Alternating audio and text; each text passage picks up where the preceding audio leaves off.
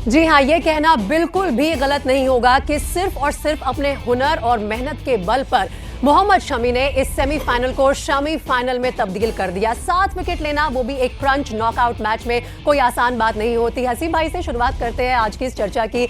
हसी भाई, जब आप लोग सब ये कल का मैच देख रहे थे तो परिवार में किस तरह की फीलिंग है? क्योंकि ये सिर्फ इस कल के मैच की बात नहीं है, ये पूरा वर्ल्ड कप एक तरह से ऐसा लगता है कि री इन्वेंट किया है मोहम्मद शमी ने अपने आप को, और जिस तरह से देश को एक के बाद एक मैच जिता रहे हैं, हमारे पास शब्दों की कमी पड़ रही है। देखिए, उसने मेहनत तो काफ़ी की है पहले से ही। यहाँ जब छुट्टी पर आते हैं, वो फ्री होते हैं टीम से, तब भी काफ़ी मेहनत करते हैं और 2 बजे से लगभग 11 बजे तक लगातार प्रैक्टिस में रहते हैं। अच्छा, किसी को नहीं मिलता टाइम। और कल जब विकेट ले रहे थे तो पूरा परिवार काफ़ी खुश था, क्योंकि इस तरीके से सेमीफाइनल में किसी भी बॉलर के लिए विकेट लेना बहुत खुशी की बात थी। और फिर सब लोगों को दुआएं हैं।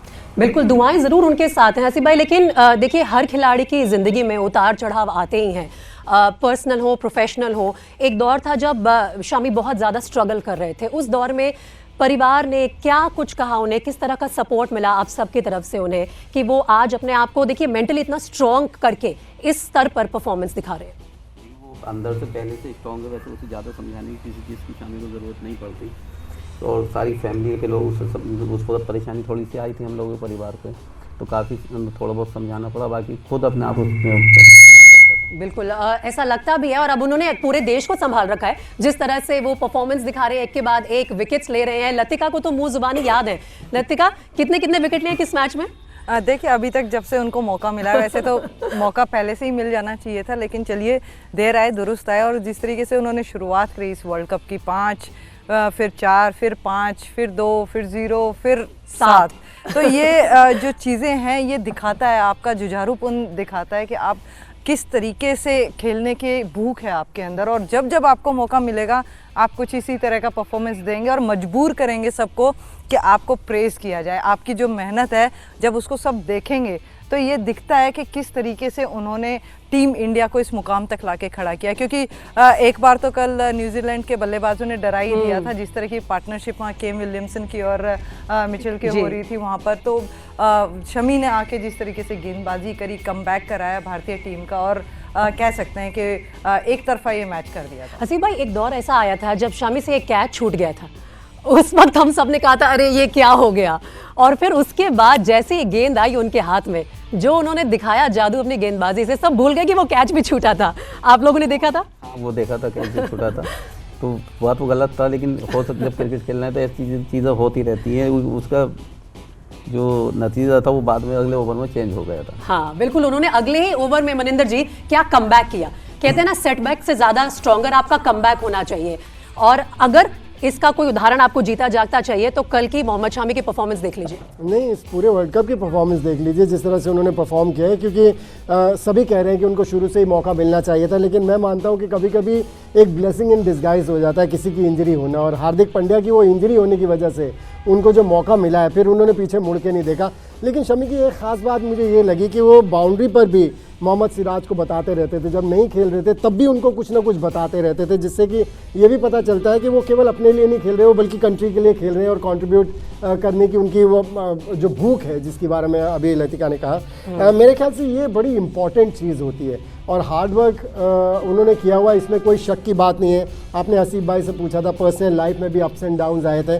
कई बार ऐसी स्थिति में लोग फिसल जाते हैं, लेकिन कई बार मुझे लगता है उसे पॉजिटिव मोड में ले जाते हैं। उन्होंने इतना पॉजिटिव मोड में ले गए कि अपना पूरा जो फोकस और कंसंट्रेशन था क्रिकेट के ऊपर और अपनी बॉलिंग के ऊपर झोंक दिया, और उसका रिजल्ट हम देखें। अब आप सब तालियां बजा दीजिए इस पॉजिटिव अप्रोच, इस पॉजिटिव एटीट्यूड के लिए। मोहम्मद शमी आप सबके बीच से उठकर आज देखिए टीम इंडिया के लिए खेल रहे हैं, वर्ल्ड कप में हमें एक के बाद एक शानदार जीत दिला रहे हैं। और अतुल, जैसे कि ये चर्चा पहले हो रही थी कि ब्लेसिंग इन डिस्गाइज तो ये हुआ कि हार्दिक पांड्या चोटिल हुए और मोहम्मद शमी को मौका मिला, और ये हमारी खुशकिस्मती है। किस तरह की हमारे पास स्ट्रेंथ है कि इतना क्वालिटी बॉलर आपका बाहर बैठा हुआ था।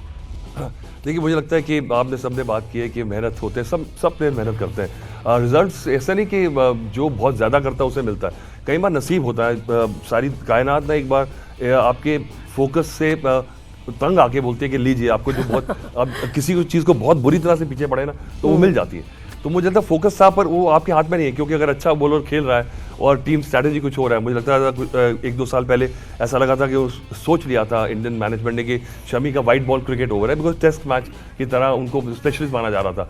64 टेस्ट मैचेस खेल चुके हैं, आसान काम नहीं है मुझे लगता है कि एक फास्ट बॉलर के लिए। और मैं यहाँ आया हूँ, यहाँ मैं आसपास जो ड्राइव करके आए हैं और यहाँ से निकल के, और ये देखिए मुझे लगता है ये भारतीय क्रिकेट की जीत है कि देखिए कि ऐसा नेटवर्क फैलाया है कि टैलेंट कहीं से आ रहा है। और उनको जो फिटनेस की इश्यूज भी हुए थे, पर जो उनकी सीम है दुनिया में बेहतरीन है। मुझे लगता है कि ये तो कोच को दाद देनी होगी कि ये नेचुरल एक टैलेंट रहता है, पर उसको मेंटेन करना और अपने पूरी बॉडी को उसके हिसाब से ढालना, और वो जो क्वालिटी मेंटेन करके ओडीआईज में टेस्ट मेंटालिटी से बॉलिंग करना, उसका नतीजा। और इसीलिए मैंने अभी तक बदरुद्दीन सिद्दीकी जी से बात नहीं की है, क्योंकि जो तमाम एक्सपर्ट्स आपको नहीं बता पाएंगे वो मोहम्मद शमी के कोच आपको बताएंगे, उनसे भी बात करेंगे। यहाँ पर ऑडियंस में भी कुछ यंग क्रिकेटर्स भी मौजूद हैं। अमरोहा में कैसे बड़े हुए मोहम्मद शमी, कैसे स्तर तक पहुंचे, तमाम चीजों पर चर्चा होगी। जैसे ही घड़ी का काटा दोपहर 2:30 पे आए, बबीता जी का दिल सास बहू साजिश के लिए मचल जाए।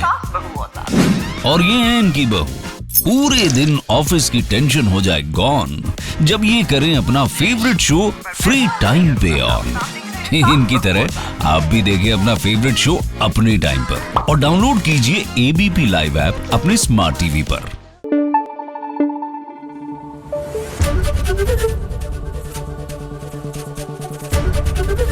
एबीपी न्यूज आपको रखे आगे।